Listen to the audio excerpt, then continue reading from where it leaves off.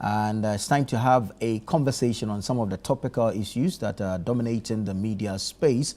We invite you to join us, send us your thoughts, your comments, and your contributions. We'll do our best to read them out. This morning, I have two gentlemen in studio who are going to help us bring different perspectives to the various topics, while you also share your thoughts with us. Asantehene is here. He's a member of the National Democratic Congress, NDC's communications team.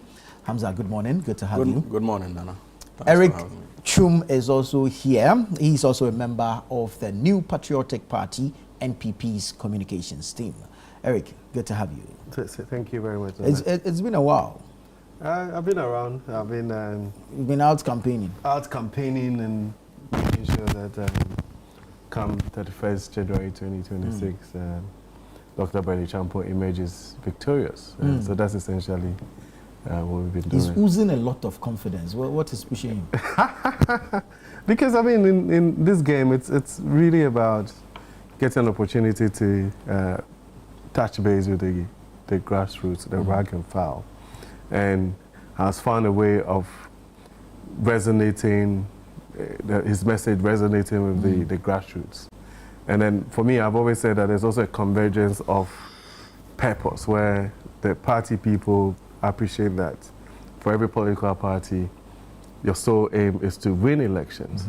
And Dr. Bernard Champo is promising that he will unite the party and prosecute a campaign that would win us elections in 2028. And so when you put these two together, what it means is that it's almost, I call it a marriage made in heaven, where there's that purpose that going into 2028, regardless of what has happened in the past, regardless of our performance in the last elections, if we put together a system and mechanisms and programs, and the structure is right, and the party is united behind his candidature, we would win 2028. Very well. In no doubt. And so that essentially is the reason why. And of course, we're on the ground, we are working, we are talking to our own people, and we believe strongly that where we are today, if elections was held today, he would win. If it's held on the 31st of January 2026, he would win as well.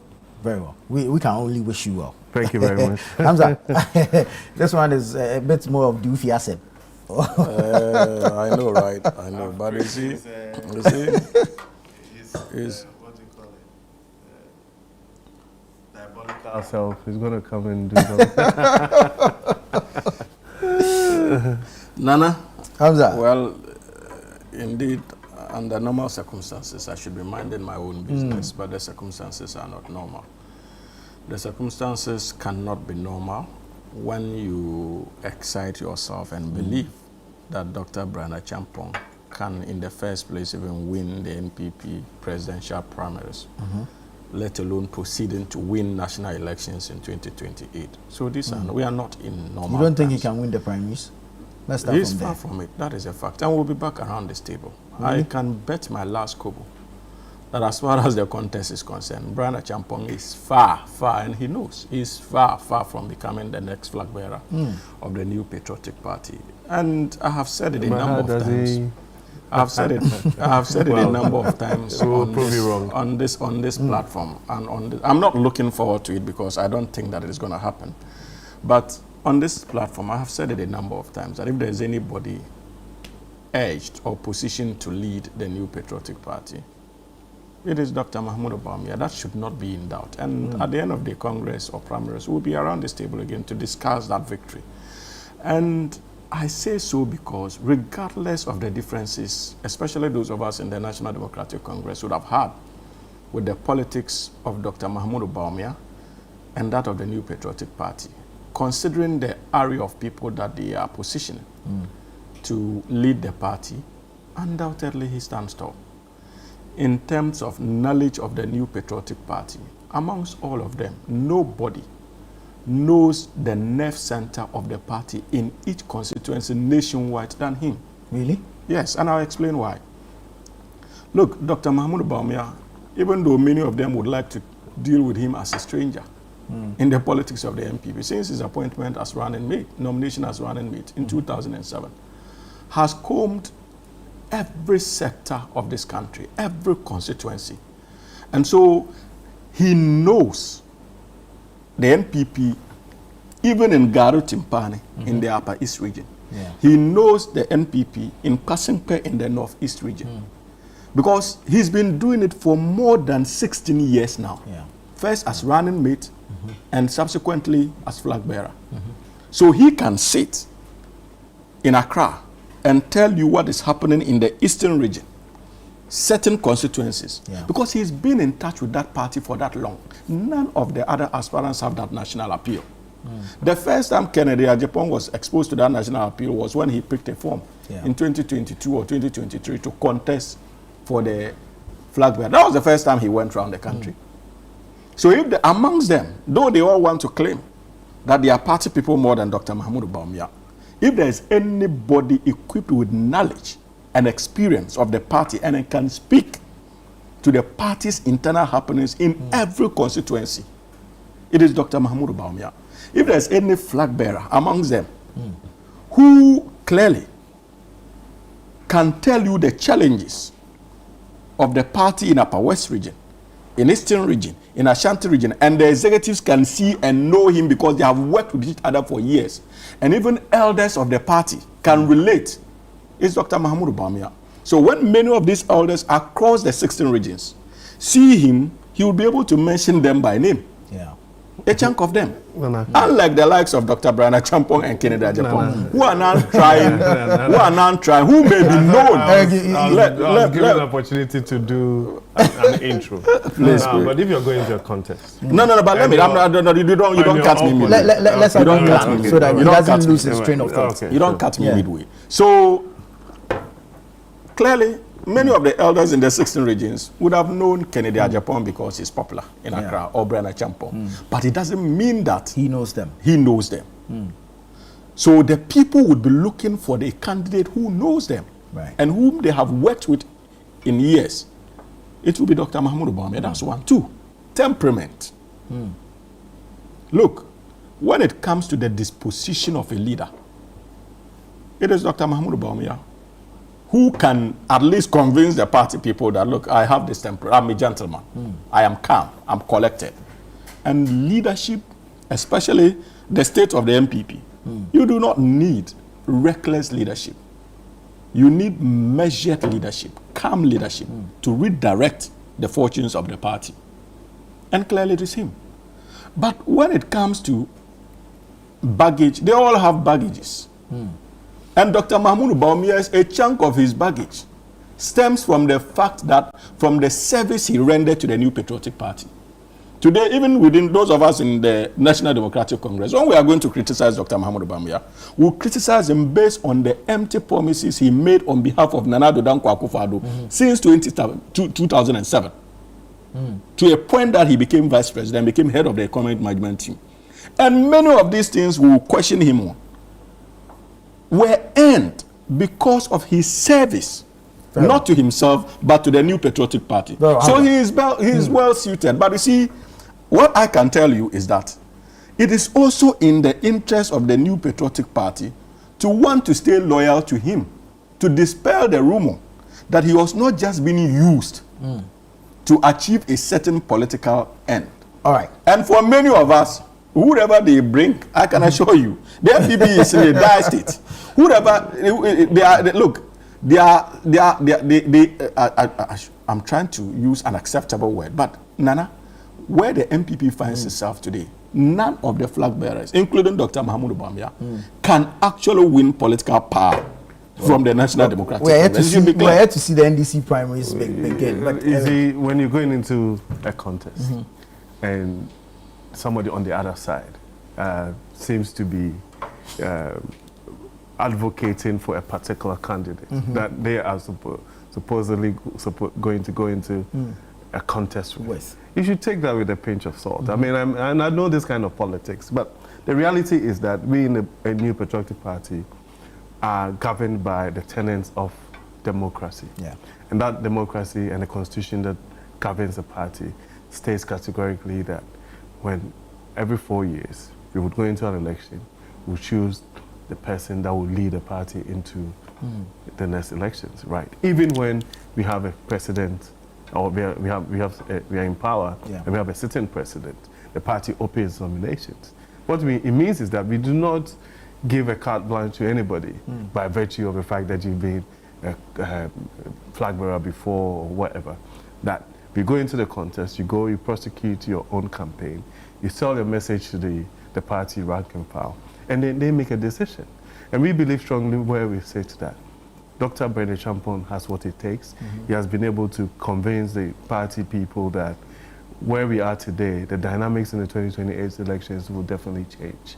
And we require somebody who will be able to galvanize the entire party base, unite behind a single purpose, and win elections in 2028. So I'm not going to be sitting here to be distracted by Hamza and all the things that he's saying. But the reality, what is rich is the fact that all of a sudden, the NDC now are advocating for a particular candidate. And then in the same breath, I mean, within a few seconds, now also go back and start throwing missiles and all of those things. And that, for me, is something that the party rank and file should take a cue from.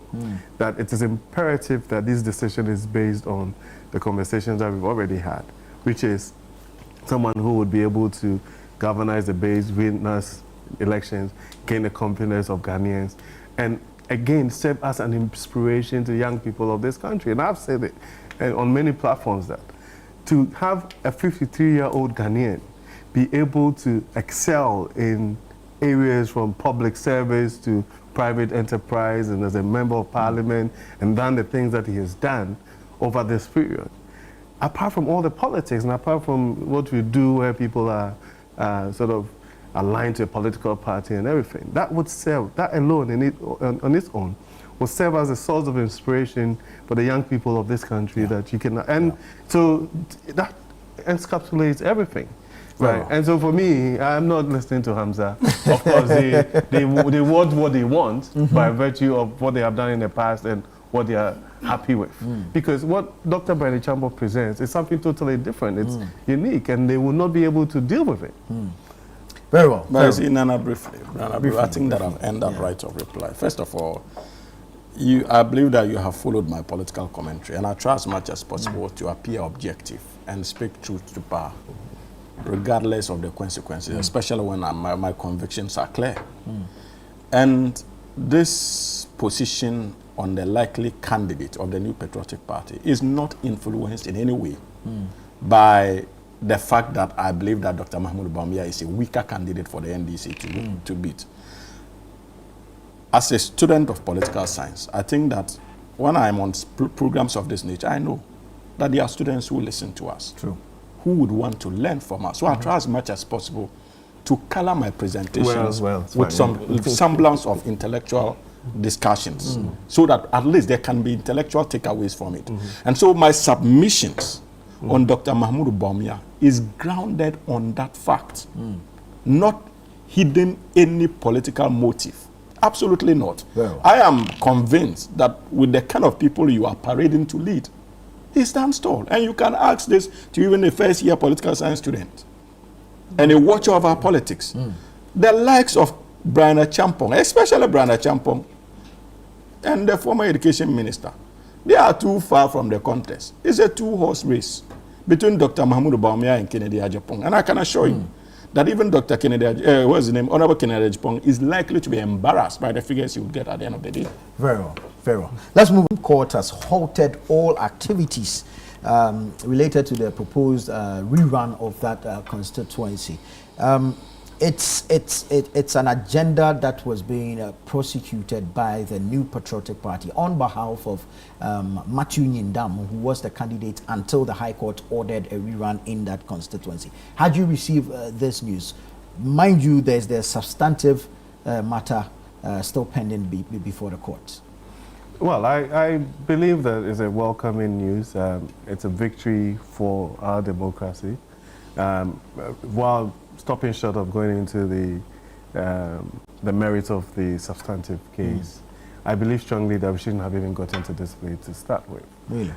If we had gone by precedents and what has happened in the past. But again, there's always, I think that for some reason, there's this insatiable appetite from the NDC to sort of almost wrestle everything and take absolute control over these seats and do whatever it is that they want to do, especially when. But if they believe that they want it, yeah, then they have every right to especially fight when you see I don't want to be propagandist this morning, but especially when there's all this conversation about we want somebody advocating for a third term and the party coming back to say that they don't believe that there's a quest for a third term or there's a third term agenda and all of that and some of these things. See, but the point is that when you sit back and you take a cursory look at how the NDC does its stuff, you have to take almost everything that they do with a pinch of salt,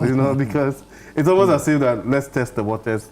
But whilst you're doing that, we can have certain group of persons within the party to pretend that they are against this particular position, and then another group also using all sort of subterfuge and all sort of underhand tactics to try and perpetuate that particular agenda. And I believe that the Supreme Court has done a brilliant job, at least in terms of even the common sense approach to it. That, I mean, once the processes have been filed for a stay of execution and for the actual matter to be heard, essentially that's what the Supreme Court could have done to at least also stop the Electoral Commission from proceeding to organize an election that might, based on what the final outcome would be, might be chucked off. You understand what I'm saying? So for me, I think that it's a victory for our democracy and all that. Some of these things that happen within our body politic, I believe strongly, should be anchored in values and principles, And of course, I mean, NDC has some level of goodwill, and for some reason, they decide that this is the route that they want to take. When there are really serious, germane, bread and butter issues that they should focus their energies on. Because even in the run-up to these things, and you hear some of the national officers and the commentary that is coming from them and all, it's like as if that we're in some kind of, if you close your eyes and you listen to some of the commentary, it's as if we're in some kind of jungle, or we are at war, or we are in an environment where we despise each other so much so that the rhetoric that would come from certain, even just because of a normal, let's assume, even there's supposed to be a contest. Some of the commentary, for me, it's unacceptable. You understand what I'm saying? So we've won elections. The Ghanaian people have given you the mandate. By all means, go ahead and govern. Right? But that does not give you almost like a blank check to, at will, do whatever it is that you deem necessary, and then lose focus. And we've been in government for a year. It's a year, 365 days. And the question is that what exactly is it that you have used this 1 year for? And before you know, there'll be the second year, third year, fourth year, we're going to another election. And you go and you have to go and account for that particular stewardship. Now, in as much as I do not want the NDC as a party to do well, I do not want this country to be misgoverned or the country to be plunged into some kind of either economic mess or by dint of a state of lack of proper security and all of these things go awry or go so bad that we're unable to even survive as a nation. You understand? You don't want that to get there. You don't want the NDC to do well, but of course you want the nation to do well. So I would advise that they should focus on the governance rather than some of these, because the commentary, I mean, when I hear some of them, I don't want to mention names, like beating their chests and making it look like we are at war and we are going to Bandai and we have already, what is that? You understand what I'm saying? So for me, it is important that when these things happen, we allow the legal processes to get to its logical conclusion. For example, even what pertained in Parliament, where there was this almost like haste, haste to try and make the seats vacant and all of that and activate and a process and everything. And that's why I'm saying that he's a lawyer. I mean, I don't want to understand. That's why I don't want to go even to the merits of the issues, because I mean, that was going to be argued after the holidays, I think on the 30th of January or so. But even the conversation around the jurisdiction of the court, and even the time frame within which that particular application should have been made, and all of that. And then my brother is brilliant, a brilliant lawyer, you know, all of these things, right? But for some strange reason, when it comes to the politics of it, then they move away from those principles and look away the other way for things to plunge into the states. But I believe that as we speak, it is important that we allow the processes to work, the Supreme Court to make that determination going forward. But it's also a very common sense approach, whereby allow the processes to go through. Don't rush to go and have an election, and then you have the election, and then a substantive case will be heard. And depending on what pertains at the time, then you spent money, resources, and you know what happens in this country when we even go through by elections, right? It becomes like you're in some kind of jungle, some war, right? And so for me, I believe that let's allow the processes, but we shouldn't have gotten here in the first place to start with. We shouldn't have gotten. A party to the contest was agreed, so no, but that is fine. But even that is supposed to be defined within a certain parameters. You understand what I'm saying? And that's what I'm saying, that I don't want to go into the merits of the matter, right? But the ones that is already on public for us for public consumption, where somebody takes an issue to court, and even the plaintiff themselves, who is a party to the thing, is actually disputing 41 or so polling stations. And then the court now proceeds to actually make a determination that it affects the entire 150 or so polling stations, and it calls for a rerun. The irregularities are glaring enough. But that is what I'm saying. But even because we have electoral laws in this country, governed by our constitution, and there's also issues to do with precedent, and that even if you want to file for these things, there's a time frame within which you're supposed to do so. Is that not what it is? Yeah, so anyway, I mean, I feel that sometimes we make the stakes too high. We make the stakes so much so that it becomes difficult for us to even coexist as a people. But at the end of the day, we are one people. It doesn't matter if you're MPP or NDC, because there are people who would live in this Bandai constituency, for example, who are brothers and cousins and family members and everything, and then immediately either directly or indirectly, you plunge them into that kind of state. Then it becomes like a war, right? And some of the things that was happening there just in the last few days, and going to pitch camp, and showing muscle and all sorts of things, it's unnecessary. To be honest with you, it's unnecessary. Very well. Hamza, the MPP describes the Supreme Court ruling as a victory for justice and rule of law. Undoubtedly, it is. It is. And I don't disagree with them. But you see, these are the fruits of the reset agenda that we promise. Interestingly, even the governing National Democratic Congress has just been handed a court judgment that is undoubtedly contrary to the desires and wishes of the party. That is how our judiciary is supposed to work. Our judiciary is supposed to work in ways that many would not consider partisan. And for me, yesterday, when the ruling came out, I was excited.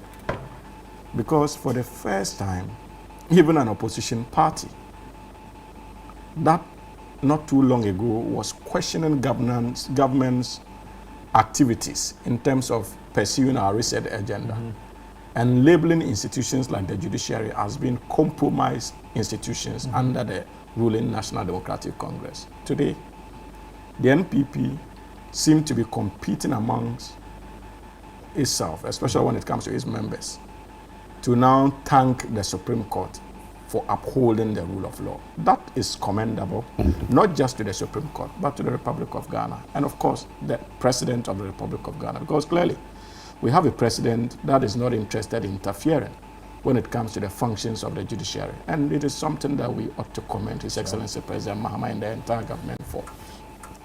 Nana, as to the nitty-gritties of the issue, I think that last week we had cause to discuss same. And I indicated to you that in terms of constitutional obligation, the Clerk of Parliament was justified for doing what he did. But as a commitment to our democratic principles, I also indicated that it would have been good for him to have exercised a discretion to possibly hold on. I made that point on this platform. And so the Supreme Court's ruling is a vindication of the caution I called on the Clerk of Parliament to have exercised if he was minded to do so. And that also tells you the kind of politics those of us in the National Democratic Congress will play.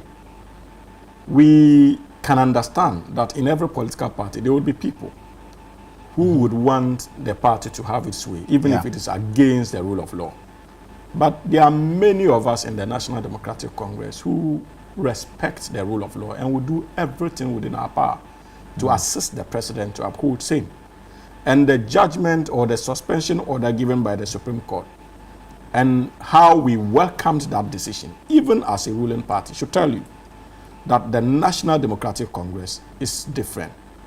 Again, my brother talks about the need for the NDC to concentrate on governance.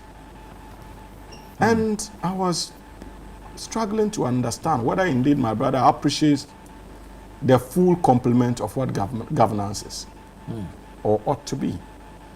Because the issue of by-elections is still part of governance.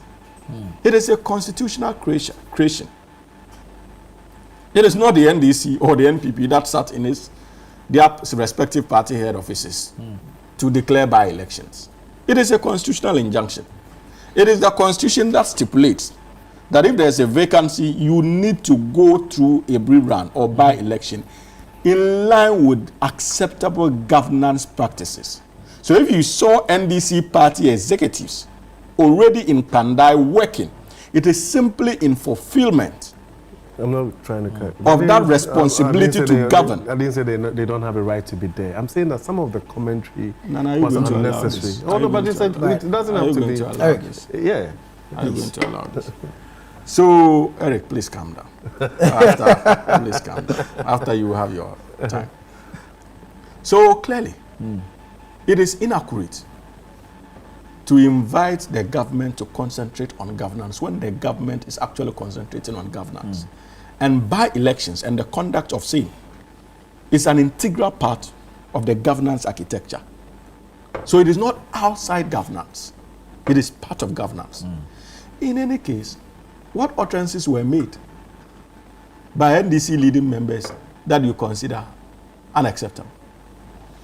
Give me an example of one utterance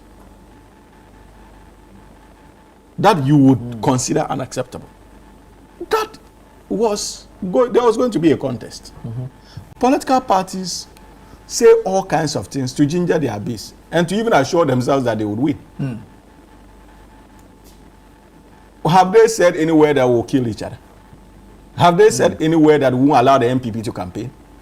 Where has it been said that will rig the elections? So what are you talking about? Needless commentary.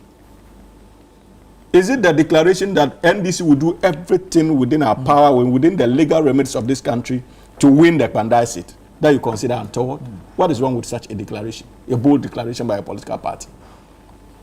Is it the declaration by the NDC executives that everybody should come out for us to win back that seat and prove a point that indeed we won it the first time? How is that problematic? These were the comments made. These were the comments made. If there are comments that we consider unacceptable, it would be comments that were made by many of your social media handlers and commentators. And that's why I decided not to talk about it until you brought this. Many of them were those who were reading all kinds of meanings into the beehive, attack on certain people within the constituency. And reading all kinds of meanings into it. We didn't start it. We didn't do it. So, if you had a befitting response, General Secretary of the party has accused the MPP. Yes, and so if the Deputy General Secretary proceeds on the basis of what your people were churning out, to accuse you of knowing something about that attack, you are at liberty to deny.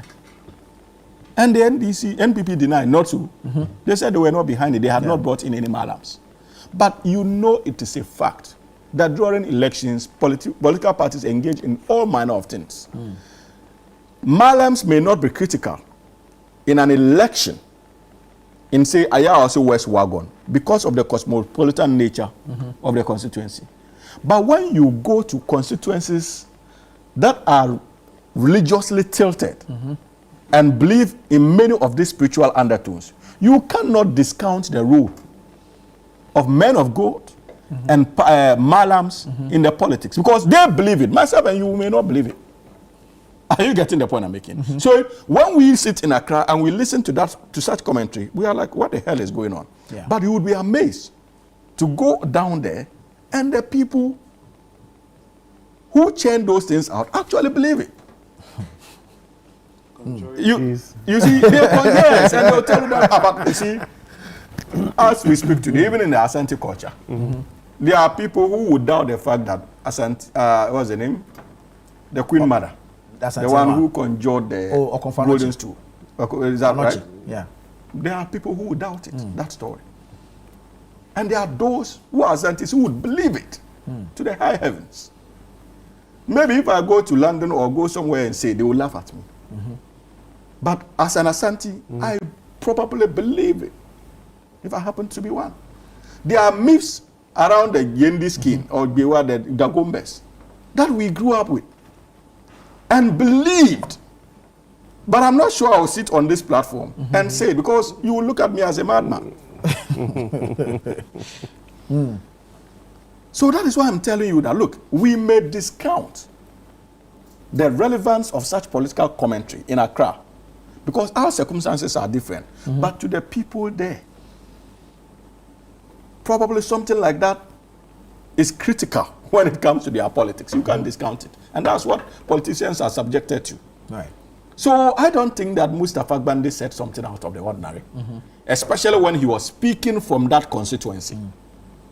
And so he was simply relaying feedback he got from that constituency. Feedback myself and you might consider quite strange and go like, about Mustafa, you of all people, why would you talk about this thing? But he was simply relaying information he got from the people. And the MPP also came out to deny it. Fair and fair. There's absolutely nothing illegal about what he said. Nothing illegal. And that cannot be misconstrued as hitting the political temperature. It does not have the tendency to absolutely not trigger I do not think so. I do not think so. Retaliation in which way? But if a deputy general secretary of the NDC is alleged if the NDC can also retaliate, then they should also find a way of bringing bees. Maybe you bring scorpions. How do they don't have them. That's why I'm saying that. Because the people did not, the MPP, if the story is true, did the MPP go to physically assault them or attack any of them? Absolutely no. So if NDC people should behave in a way that is unacceptable, be rest assured that we'll condemn it. And the law enforcement agencies will be tasked to do their work. So, Nana, look, all the activities the NDC engaged in since the declaration of vacancy, I can tell you on authority that all those activities were lawful in nature. And it constituted part of the governance architecture of this country. Right. And so we did not do anything untoward. Like I indicated in my submission, look, the Supreme Court has given an order. As a law-abiding political party that operates under the laws of the Republic of Ghana, we have accepted the direction of the Supreme Court. And many of us, in principle, in fact, yesterday when I heard it, I was excited because I was like, this is what I want to see in this country. I want to see our institutions truly independent and being able to hand down judgments, especially when it comes to the judiciary, without any political consideration. And that was what the Supreme Court did yesterday. I cannot help but thank the new Chief Justice for sending this strong signal that he would preside over a justice architecture that would be non-partisan in nature. Right. And that would not give reason for the ordinary people of this country to doubt judgments that are coming from the courts. In the past, we hardly saw things of this nature. We had. Will you be campaigning while you wait for the all matters around this thing to be conclusively resolved? No, but then It will be illegal to campaign. Yeah, but what are you campaigning for? I mean, they've been asked to. I mean, but our friends say that it actually gives them more time to campaign, and so it should tell you the mindset. But anyway, he says that there's nothing untoward there. But I believe strongly that there's nothing to be campaigning for. That the Electoral Commission itself has been asked to cease all activities pertaining to that rerun, right? So you have to wait for the determination of the matter before you go in there. Of course, there's nothing that prevents people within a community or a constituency to engage each other and all of that. But you cannot proceed on the basis of campaigning as if that is actually an imminent election. So as far as I'm concerned, that advice should probably go to our friends here that to even make the pronouncement that gives you an extended period to go and campaign actually flies in the face of what the Supreme Court is asking. And you see, whilst it's important that sometimes we situate these conversations in the legality of it and they have every right to do whatever, we also have some nuances when it comes to various communities and how we coexist and all of that. So you do not want a situation where now you proceed into the constituency and then it creates some kind of chaos or whatever that we now have to have time to come and resolve or send security there and all that. So this is unnecessary. And I believe strongly that there shouldn't be any indecent haste to almost anticipate what is going to happen, but allow the processes to come to its logical conclusion. And the one is done and the determination is made and they believe that there has to be a rerun, I'm sure that you can go back in there and do whatever it is that you're supposed to do.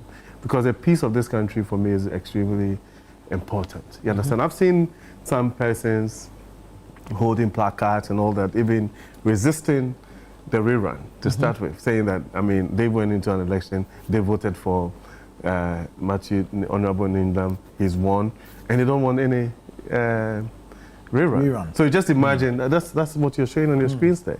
So just imagine that, I mean, now this court has made this pronouncement, and then some persons are already still in the various constituencies. It takes one individual to do something untoward, and then it would actually degenerate or escalate into something that we don't want. So I think we should leave it as it is, and then allow the democracy to work. At this point, we lock our doors, we put our bags behind closed doors. Let them come back home. Yeah, I think that is the highest respect we can give the orders of the Supreme Court as political parties. And so the National Democratic Congress will abide by that order, like I indicated earlier. And well, as for utterances like it's giving us more time to campaign and stuff like that, politicians can say so. Actually, today you're giving too much room to some of these things. If you do so, and you are caught, especially when you are not supposed to be campaigning and you are complaining, trust me that the National Democratic Congress as a political party will not come to your aid, because as far as we are concerned, there's a suspension. There's not going to be any election on the 30th or 31st. Was it 30th, right? 30th January. 30th December. Yeah. There's not going to be any election on that said date. And so nobody has any business campaigning in Bandai. And so the status quo remains. Let us wait for the eventual determination, hopefully by the Court of Appeal or the Supreme Court on the matter. And we can proceed. At this stage, I think that it will be the Supreme Court, because even the Court of Appeal would be waiting for the direction of the Supreme Court on the matter. So let us be patient and let us wait for that outcome. And like I indicated, as a law-abiding political party, we would do everything in our power to respect it. But as for court judgments, when they are handed down and you even disagree with it, and you embark on demonstrations like we are seeing on our screens, saying that you disagree with it, it is with your constitutional right to do so. And so the MPP was well within their constitutional rights to demonstrate in Pandai against the judgments of the court as a manifestation of their disagreements. But your disagreements are not the law.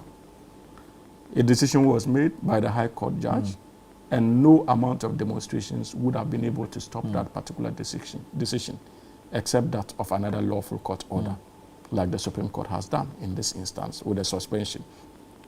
So we must appreciate that and know that this country is one governed by laws, and we have a government that is sensitive to the laws of this country. We have a government that is ready to listen. We have a president who understands that the independence of governance institutions constitute a critical component of acceptable governance, and would not do anything to undermine these state institutions like we had in the past. Attempts by President Nana Addo Dankwa to interfere with the work of the OSP, both under Martin Alamisi Amidu and that of, what's his name? Kisia Jebe. We also witnessed how unethically an Attorney General of the Republic of Ghana influenced court decisions by going out of his way to engage with witnesses that he ought not to have been speaking with. Under normal circumstances, that would have been reasonable grounds to even demand his resignation, but that was not done. Times are different. We have a new leader with a focus and a vision. We have a new government that is committed to resetting the country in a way that we all can be proud of, so that my brother, when he's aggrieved by a government decision, can get up and go to court and be sure that that court will give him justice, like the court gave them partial justice yesterday. That is the country we promised. And I'm glad that His Excellency President Mahama and the NDC are delivering on that promise. That even the MPP today is happy about judgments emanating from the court. I think, I don't want us to digress, but you know, the double speak, and I mean, also creating that impression that, I mean, maybe we're all sort of ignorant to how these things are panning out. Same conversation around now there's a new Chief Justice and is actually superintending over a judiciary that's supposed to be fair. I mean, now apart from the logic that is warped, right? Every single person within the judicial service, apart from the former Chief Justice, and I still think that, I mean, the processes that even led to her removal is still problematic, and that, I mean, she was hounded out on very flimsy reasons, and that judgment is there. I mean, and posterity will be the best judge. Everybody else is still within the judicial service, so how is it that just the mere changing of a Chief Justice that all of a sudden moves all these judges or all these few persons within the judicial service have now become more forthright and they become more objective in times when it comes to the issuing of judgments and all of that? I mean, I don't believe so. You know? Perhaps he brings a different type of... No, but that's what I'm saying. But these are seasoned the justices on the Supreme Court, the 5 who sat on this matter. These are seasoned justices who have been, some of them have even sat through various presidents and all of that. They were appointed by some former presidents and they sat through, and they've gone, some of them have been there for over 3 terms of different presidents. You know what I'm saying? So for me, I think that sometimes when you make this, what it means is that you are bringing into question previous judgments that were done. You know, you cannot pick and choose. You know what I'm saying? Yes, there are issues within the judicial system. We all appreciate that there have been talk of corruption and all of those things and bias and all of that. But I believe strongly that as a democracy, whilst we do all the constitution, you guys are the lawyers, it's also important that the perception of that we create about institutions, especially an arm of government, should be sacrosanct, so that it doesn't create the impression that at any point in time, willingly we can change. Now, talking about attorney generals and how they operate and all of those things, I don't want us to degenerate this conversation into that. This is a government that almost every single case that was pertaining within the judicial system under their watch, under the SWAL NPP. The new Attorney General came in and filed nolle prosequi on all of them, every single one of them. No case, this, that, every single one of them.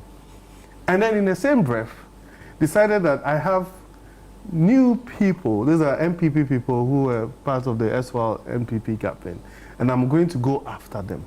What kind of, I mean, just take a cursory observation of it. What kind of signal are you sending? Even to the point where an OSP that was set up by President Akufo-Addo is now being hounded by the same protagonists within your political party, to the point where even a private member's bill was sent to Parliament, or it was being prepared to be taken to Parliament, and had to even take the intervention of the president. And even that one, me, I don't believe it. Yeah. You have a majority leader, plus... Who's the leader of government business. Leader of government business, plus a majority... Chief whip.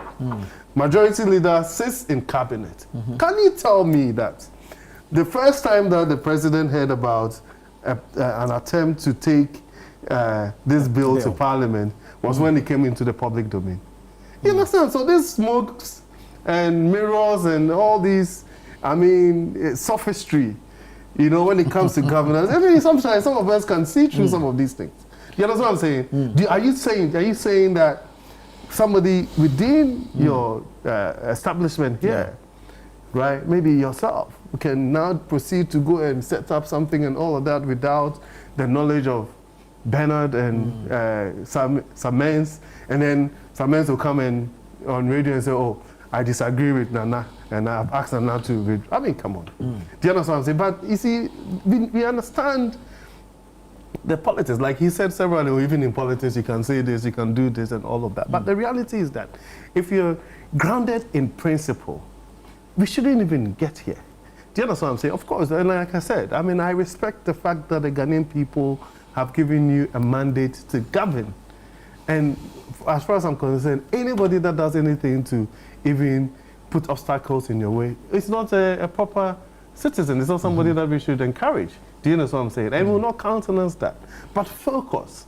But the moment you now get distracted and you're now throwing stones at the government that the Ghanaian people decide that we would want them to step aside because we're unhappy with how they were governing, then there's a problem. Because if you say 20 things, I can find you a plethora of examples that suggest that you're not being consistent and you're not being principled. You know what I'm saying? So I think that we should move away from the name calling and all of this, because I can find like a million examples, right? But like I said, the focus is that you have a mandate, you have another 3 years, focus and govern. Right. Hamza. Nana, first of all, Eric needs to appreciate that leadership is essential when it comes to organizational reform and change. And so you cannot sit here and undermine the relevance of leadership when it comes to institutional reform. You undermine everybody in the judicial service system apart from the Chief Justice. Don't do this. When we are speaking, don't do this. You need to respect our views, please. So you need to understand that this is common to any student of leadership, that when it comes to institutional reform and change, the qualities of a leader matters. Mind you, again, we did not just change as a republic. The country did not just change a chief justice. They changed an entire government prior to the change of the chief justice, because they were unhappy with many of the decisions that were coming from all sectors of our Ghanaian state. And that included the judiciary. So if you want to limit the reform and the sudden satisfaction as a political party you are beginning to get in the judiciary to just the change of the chief justice alone, you will be missing the bigger picture, because there was an entire change of the executive arm of government. And even with the chief justice and the reforms that he's introducing, remember that it is not only the Chief Justice who was changed. Even the Judicial Secretary is a new person who has been mandated. The new Chief Justice has set up an entire secretariat, new, to be able to bring about that public confidence in the judiciary that he's proceeding to lead. Or he has started leading. And so you cannot sit here and undermine the role of that significant change as far as the reset agenda is concerned, and the sudden satisfaction you and your political party are beginning to get in the judiciary, even from opposition, without attributing same to the work so far of the new Chief Justice, and to a very large extent, His Excellency the President and the entirety of the government. You can't do so. When we talk about interference by an appointee of government, no less a person than the Attorney General, but the Attorney General of the Republic of Ghana, and you seek to equate that to the filing of nolle prosequis, you are missing the bigger picture. We are talking about fundamental rights of Ghanaian citizens and how important that is when it comes to the rule of law. Not interfering to get judgments that are unacceptable. And so if the Attorney General feels that for 8 years you persecuted Ghanaian citizens on the basis of assumptions and not evidence, that cannot stand the test of law, and decides lawfully to file a nolle prosequi, it is still within the legal it is still within the legal system of our country, and it's acceptable and it's constitutional.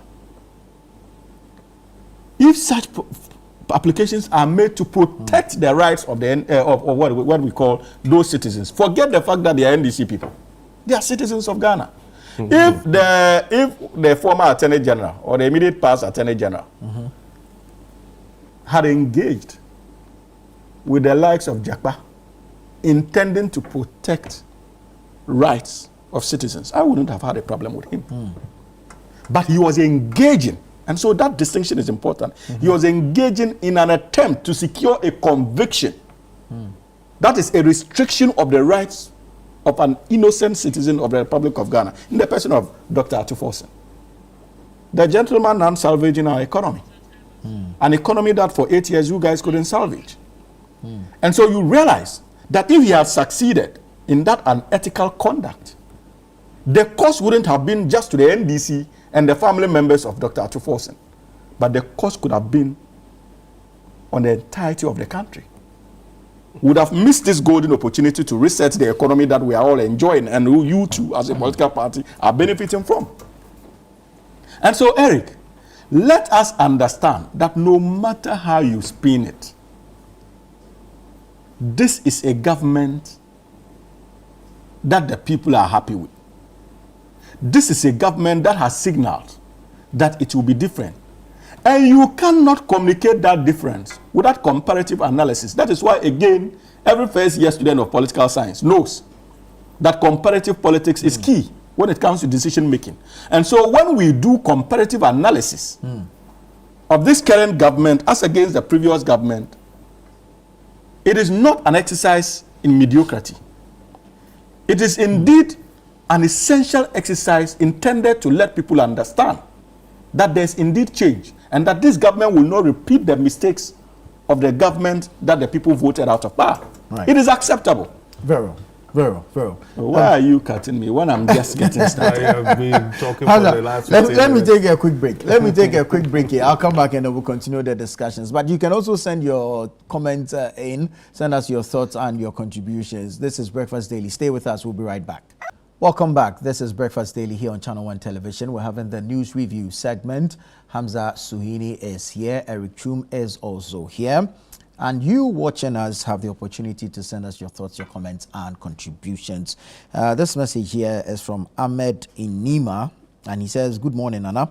Dr. Bawumia has demonstrated quality and technical know-how during his tenure as Vice President. He has been the most successful and hardworking VP in the history of our Fourth Republic compared to his predecessors. Okay. You can also send us your thoughts and contributions. Let us know what you think. Yesterday, something very historic happened.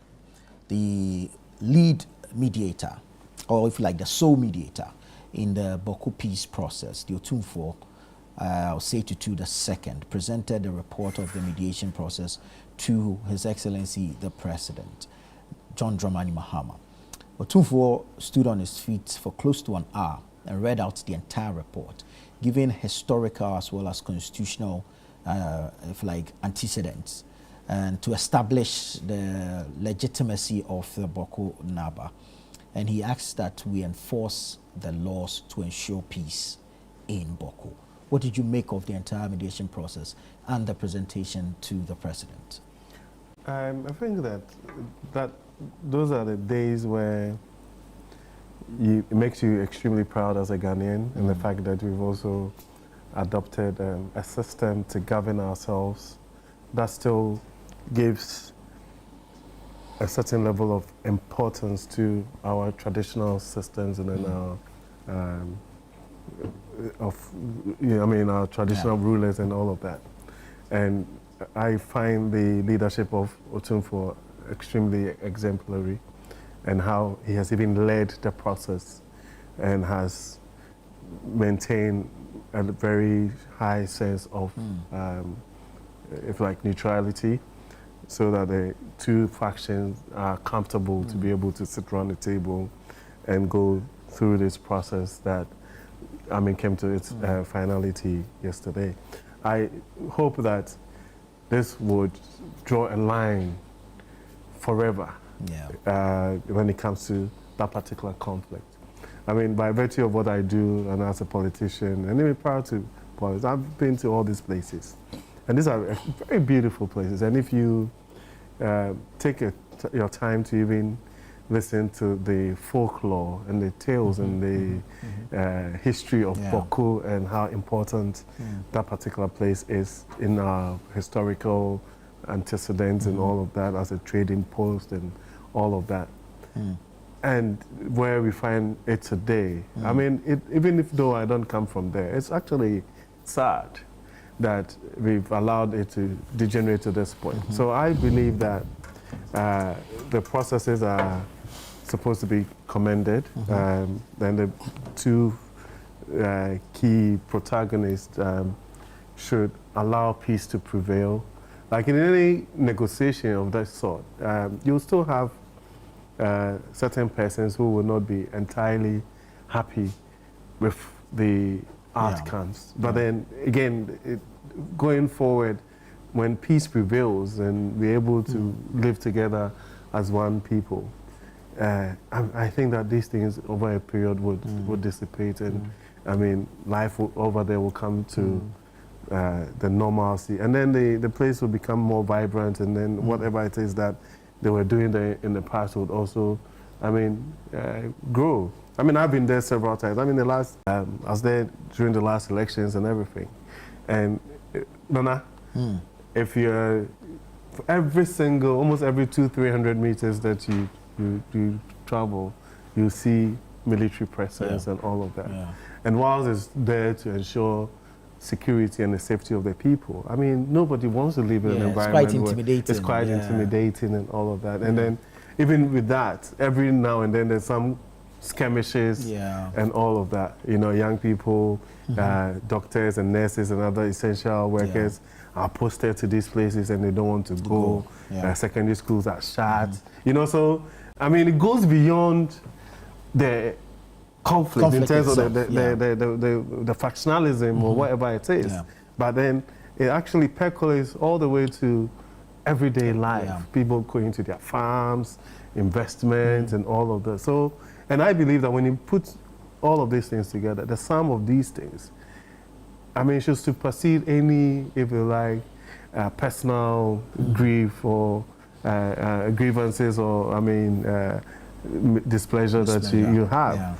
that let's allow peace to prevail. And I think that by and large, as time goes on, the life will come back to, I mean, because when you read the history, there's been a lot of intermarriages. It used to be, that's what I'm saying, there was no clear distinction between who is who and all of those things. And I believe that yesterday during the presentation, Otumfuo mentioned that during the mediation, one on one side pointed to the other, that by you, I was drinking pito with you the other day. Exactly. You know, and for me, I think that is, and then you see the bigger picture as well is that sometimes some of these things have a tendency to also move to other places and then escalate in other parts of the country and all that. So it's something that should be of importance to all of us. It can't be that, oh, it's happening in Bawku, so you understand. It is important. It's something that I believe that we should all be passionate about. So the processes have gone, we have to commend the government. I mean, when it comes to these things, we have to commend the government for also showing commitment and everything. But whilst you're doing that, there's also admonishment that is going to certain key players within that particular enclave who are still political actors. You know, so whilst you're commending this and this process has been ushered in and this new dawn has been ushered in, that admonishment should still stay, whereby political actors, you know, I don't want to mention names. I mean, there are a couple of people that even the Otumfuo himself mentioned that are still coming up with commentary and all of that. And I believe that it's difficult, it's hard. Some of these things are very entrenched, you understand? And for anybody to feel that they're being either marginalized or whatever, it's not something that you can just, wish away. However, I believe that we have to allow peace to prevail. And even the issues with economic activities, like I indicated earlier, and young people getting about and doing their own stuff and sending essential workers there and all of that becomes something that nobody would now say that, oh, if you're being posted to Bawku or whatever, I don't want to go, or in all of that. So, and then it will eventually would inure to the benefit of the generality of the people, right? And I mean, I listened to the speech of Otumfuo. The report is a very thorough work that has been done and everything. But again, of course, that's the highlight and the climax. It still requires a lot of work, a lot of making sure that you put your ears on the ground, and if there are any issues or fallouts, then it's quickly resolved. You understand? Because you might have isolated. We can't kid ourselves that because this thing has been done, all of a sudden, then people who have certain grievances or had expressed disquiet over the period would cease. But we have to be very quick to nip everything that actually comes out in the bat, so that it doesn't escalate. Then all the work that has been done now comes to he did actually request of the president to allow room for further engagement. Exactly, right. And then at the very, so it's not like it's ended at a very like granular level and all of that, even schools, children, debates, the same class, you know, stuff like that, sports activities, you know, form a team that, you know, so then gradually, you know, then it becomes one of those things where, I mean, they grow with it, you understand? Otherwise, you know, sometimes some of these entrenched positions and these issues to do with discrimination and mindset are actually passed on by the older folks, you understand? So if you allow these young people to coexist, to live in an environment and go to the same school and all of those things, I believe that over the period it would change. But I was extremely excited about it. I mean, it's similar to Hamza was even making allusions to what happened in in all of those, and then there's peace. And I mean, if you go there, I remember prior to 2017 or 2016, the one time I went to Yendi, and like I had this whole perception about the place. And you know, there was a little bit of maybe like anxiety. Now over the period, if I go there, I don't even remember that there was something of that sort. You know what I'm saying? You know, so I think that we are one people. The things that actually bring us together are more than the things that divide, that separate us. And I believe that. I mean, I hope as well that this particular one will last. You know, right? Because apart from everything, apart from the national security implication, even the cost to the state. I mean, if they tell you in terms of national security and whatever, how much resources goes into maintaining this peace and all that, that can go into other things, and even if the same catchment area, if it goes into agriculture, farming input, schools, hospitals and all of that, that would be of more benefit to the people than money is wasted. Hamza, how much of a relief does this bring? Oh, Nana, for me, I think that the committee did an excellent job, and I will not focus on the contents of what they presented to His Excellency President Mahama, except to say that whatever the outcome is as we know now, we all must do everything within our individual capabilities to support the peace process in Bawku, irrespective of wherever we find ourselves. I'm a little bit apprehensive when it comes to commenting on religious and ethnic issues of this nature, but except to say that, look, they have done an excellent job, and Otumfuo himself indicated that after the enforcement of the recommendations, the next stage would be mediation to ensure that there's continuous peace in the Bawku municipality and its environs. So I don't think that we should escalate it beyond the presentation of the report. Because the danger associated with such commentary is that if you are not careful, you end up making the work of the committee and government even more difficult. Because of the kind of commentary that we are likely to run on the issue. And so mediations of this nature, some would come out unhappy, some would be excited, but the most important thing is peace and our ability to enforce that peace as a republic, and ensure that people are able to go about their daily activities within the Bawku municipality peacefully, without any threat to their life. Look, educational institutions are suffering. Utility providers within the municipality are struggling. Many other public services are on its knees because of the issue of insecurity. So it must be in the interest of each and every one of us to support the committee and government to ensure that we find lasting peace in Bawku. We do not need to give lectures of the implications of conflict on our own development, because the people there, they live it on a daily basis and they can see the havoc it has caused them. So that practical experience is enough teacher when it comes to the effects of conflict on a community. And so at this critical moment, we can only pray for them and hope that they respect the recommendations of the committee, and government is also able to marshal the needed force behind these recommendations to ensure that it is implemented to the latter. Like I indicated, not everybody would be happy. In Dagbon, when it was resolved, the initial stages, not everyone was happy. But as I speak with you today, the feelings of pain, disappointment appears to be vanishing by the day. And we are getting closer to each other than we experienced somewhere in 2002. So there's progress.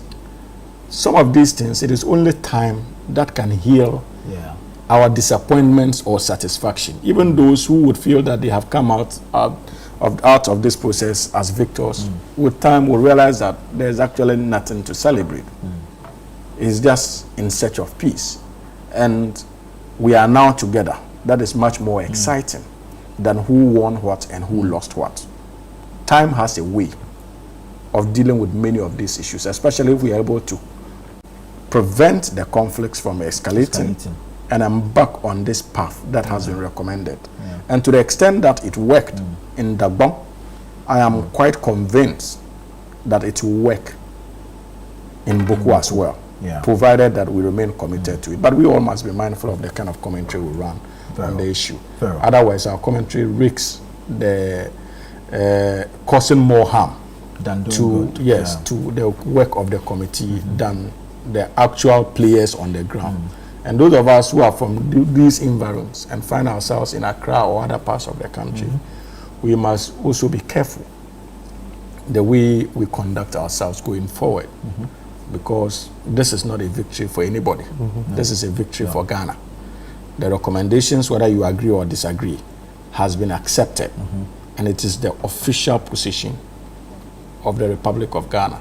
And we all, as responsible citizens, must do everything to ensure that we implement it to the latter for the sake of peace, because that is the objective.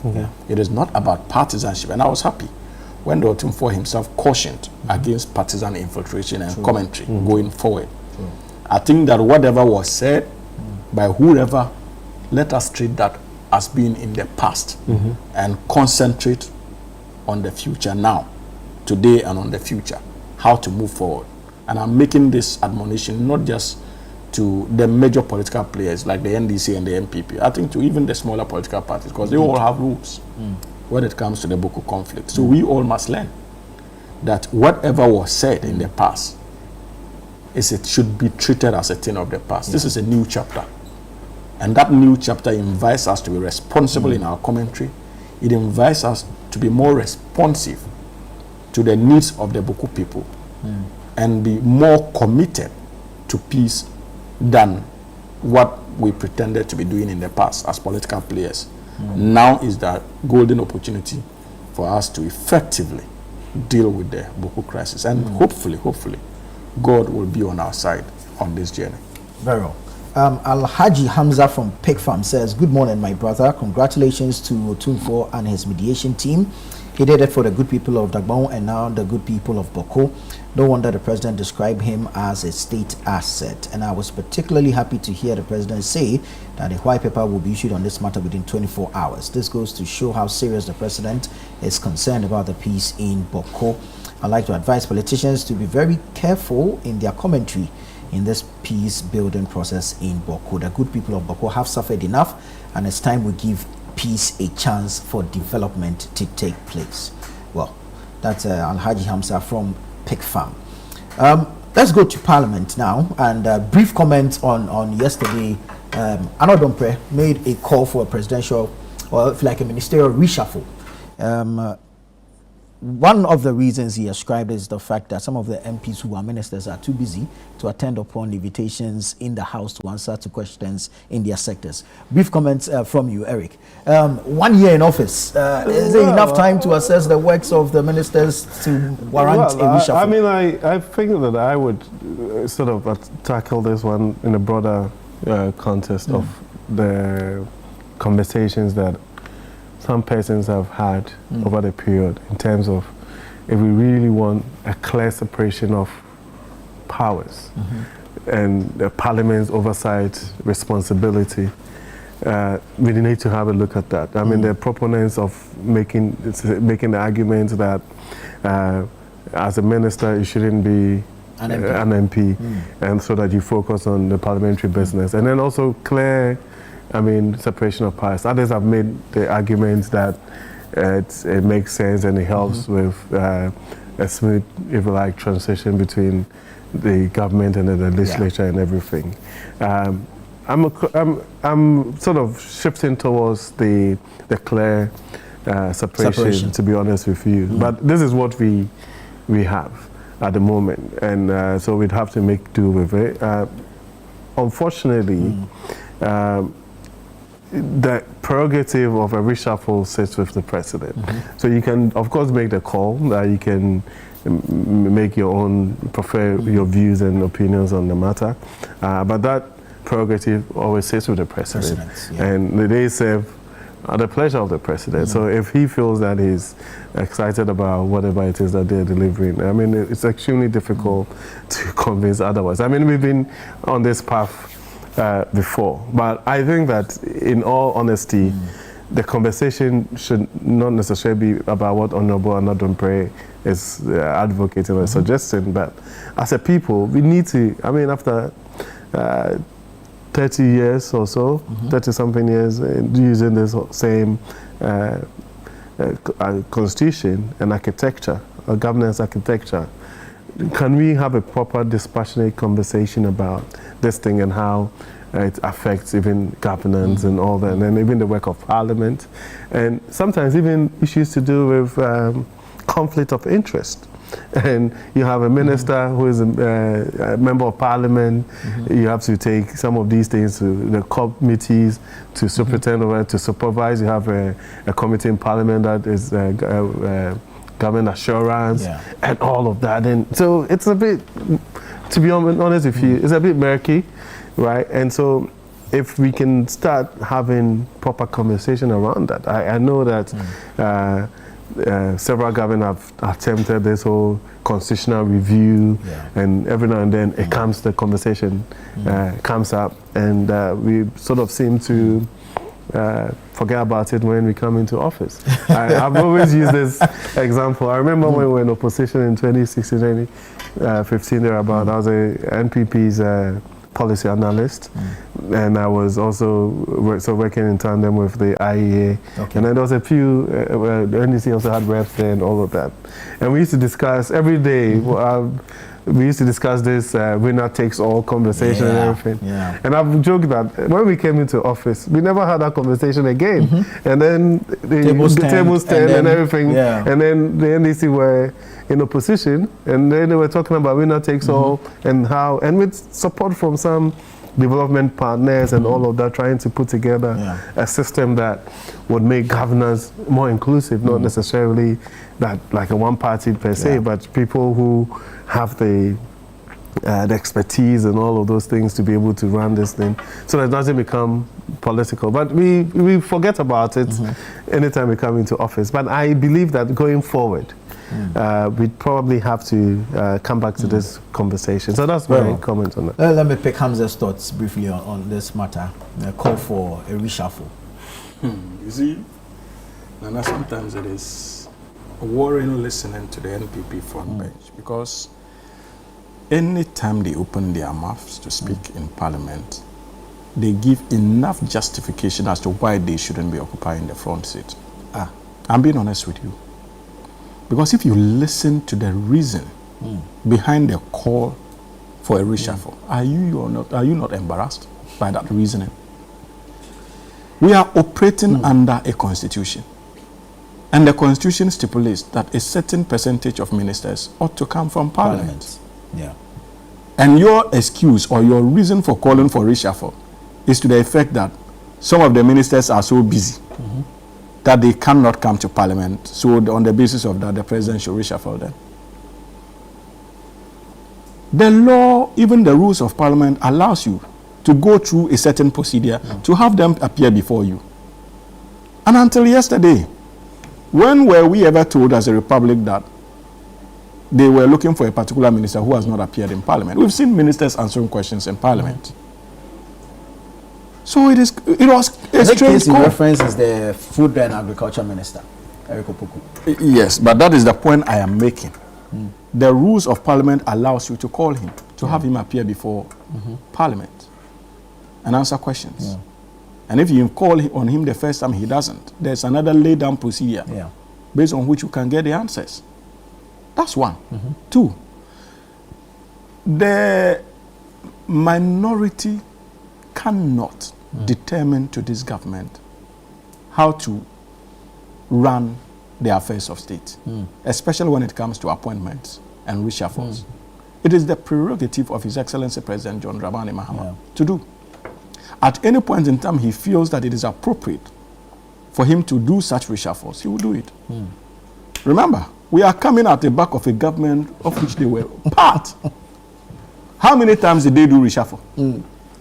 Even when the entirety of their party at a point was now calling on the president to do reshuffle. How many times? Look, President Mahama's government the first time became their standard of reference when they were calling on President Nana Addo Dankwa Akufo-Addo to consider doing reshuffle, if you remember. People warmed chairs in ministries for 8 good years, doing virtually nothing, but they were kept at post. These guys did not have the decency of prompting His Excellency President Nana Addo Dankwa Akufo-Addo that this was quite problematic and unacceptable. Until 2024, when it was obvious that they were about to lose. And so they decided to sacrifice the likes of Ken Ofori-Atta and called for his head. So they should spare us that gymnastics. Very well. At any point in time, His Excellency President Mahama is of the view that there is a need for him to do a reshuffle. He would do a reshuffle. It will not be because Anodampre is calling for the president to do a reshuffle. Very well. Absolutely not. Well, Hamza, thank you. We'll have to leave it here. Eric, thank you so much. And thank you to you for being part of the show. But we are not ending now. Philip and Chris Carter will take over from here. Don't go away.